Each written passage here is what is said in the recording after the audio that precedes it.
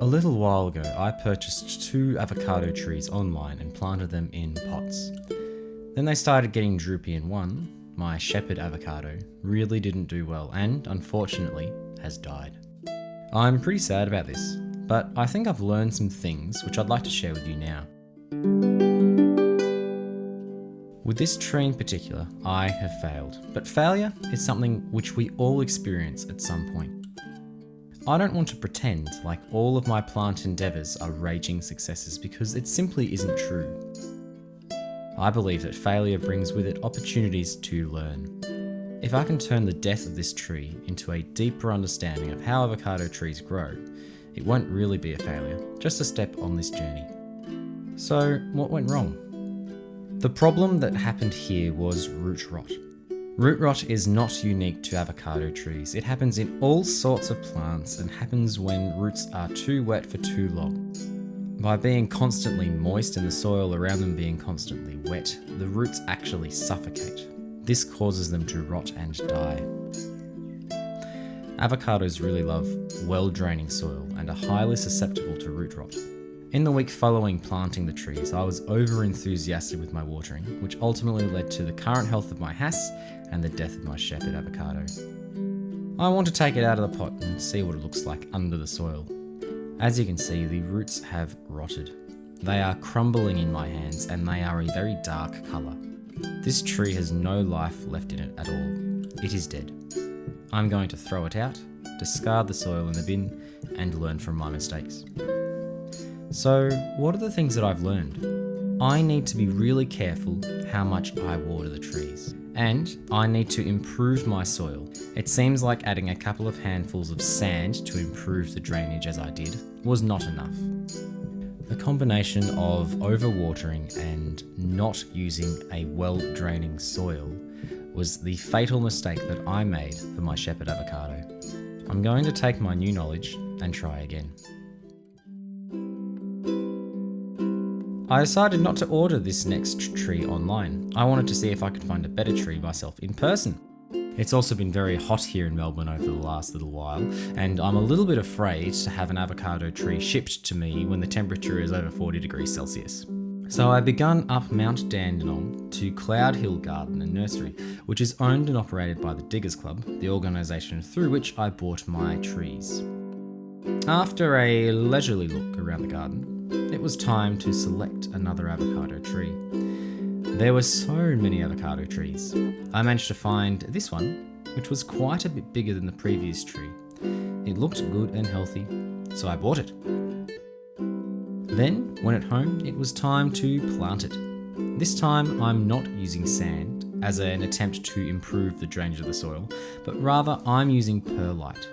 Perlite is an organic substance which allows water to flow more easily through the soil. I'm going to make this soil 10 to 20% perlite and the rest potting mix with a little fertiliser mixed in. Once I had mixed the soil, it was time to plant. After squeezing the pot and getting the tree out without pulling on the stem, I was impacted by the difference in these healthy roots and the rotted ones of the old plant. These roots are a creamy colour, they're thick and they're strong. I give the roots a tickle and put them in the hole. Then I used a seaweed solution to water the pot, just until water runs out the bottom. I don't want to overwater it this time. This tree was larger than the last one, so I'm going to stake it. I'm using a wooden stake in the pot and loosely tying the tree to it. I'm leaving the original stake in, but we'll take it out in a few months once the tree has grown a little bit bigger and stronger. Now the tree is planted in far better draining soil than the last one. That's solving one part of the problem that I was having. But what am I going to do about watering the plant? Recently, I was watching one of Mary J's plants videos where she spoke about how useful her moisture meter was in her plant's health. A moisture meter is a device which is used to probe soil to determine how wet it is. So, upon her recommendation, I went and bought one for myself. I just need to poke it into the soil, wait a minute and look at the dial to determine the level of moisture in the soil. Once the soil is dry, I'll water. If it is moist or wet, I'll leave it until it is dry. I've started using it on the rest of my houseplants and I'm really enjoying the precision at which I'm able to know how much water is in the pot. I'm also going to be looking for visual clues and using them in conjunction with my moisture meter. This avocado tree was living in my classroom at work. It's about 6 months old and is doing very well. It's beginning to droop, which means that not enough water is making it to the leaves, and so it's losing turgidity and is wilting. Plant leaves droop because they aren't getting enough water. But there could be a number of reasons why they aren't getting enough water, and I need to be clever about what I do in response to it. Often, it's because there's not enough moisture in the soil for the roots to continue sending it up the plant. But sometimes, it's because the roots aren't able to effectively draw water into the plants. If the roots are rotting, they aren't able to function as they usually would, and that's why droopy leaves may be a sign of root rot. If I notice that the leaves are droopy but the soil is moist, that's a sign that root rot may be setting in and I must not water until the soil is properly dry. But as I test this tree, I can see that the soil is dry and the plant is ready for watering. I expect that as I water it, it'll spring back to being turgid. Let's see what happens.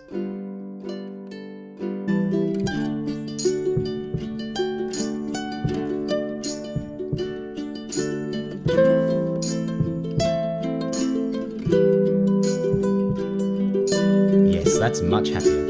Now that I've got better draining soil and a tool to help guide my watering, I am expectant. We should have more success now, and hopefully the hass will hang in there. It does have some new growth, so even though the old leaves look dreadful, the plant is still growing. Thank you very much for watching this video. If you'd like to join me on this avocado journey, please subscribe to Scott Grows an Avocado Tree. If you'd like to see more regular content, head over to my Instagram and follow me at Scott Grows an Avocado Tree. I've also linked my Why Do Plants Wilt video at the end of this video if you'd like to learn more about plant turgidity. And I've also left a link to Mary's video. Please check them out. Thanks again for watching and I will see you next time. Scott grows an avocado tree. Scott grows an avocado tree. Scott grows an avocado tree. Scott grows an avocado tree.